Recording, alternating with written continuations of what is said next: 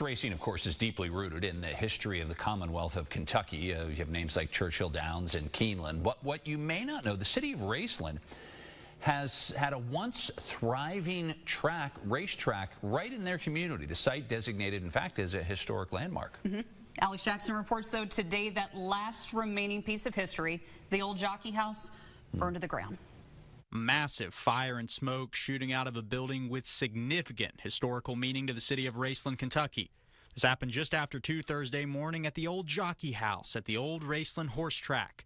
It's now unrecognizable after the fire, leaving the building unsafe, as firefighters said the walls could collapse.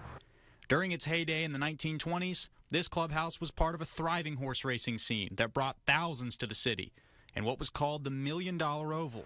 The track even labeled as a historical marker. The track closed in 1928, and about 100 years later, all that was left from those glory days was the clubhouse. Well, this property, just celebrated about 6 months ago. We celebrated the 100-year anniversary of the original racetrack here, and that was part of it. That was the original jockey house. So it's always had a deep sentimental value to everyone in the community.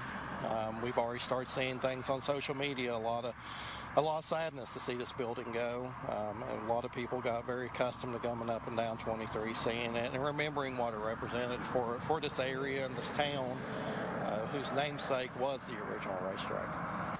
And that history runs deep for the city.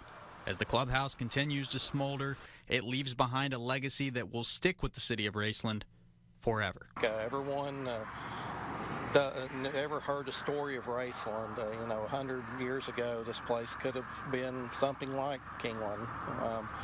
Actually, Jack King had his first track here in Kentucky here, and the city was actually at that time called Chinville.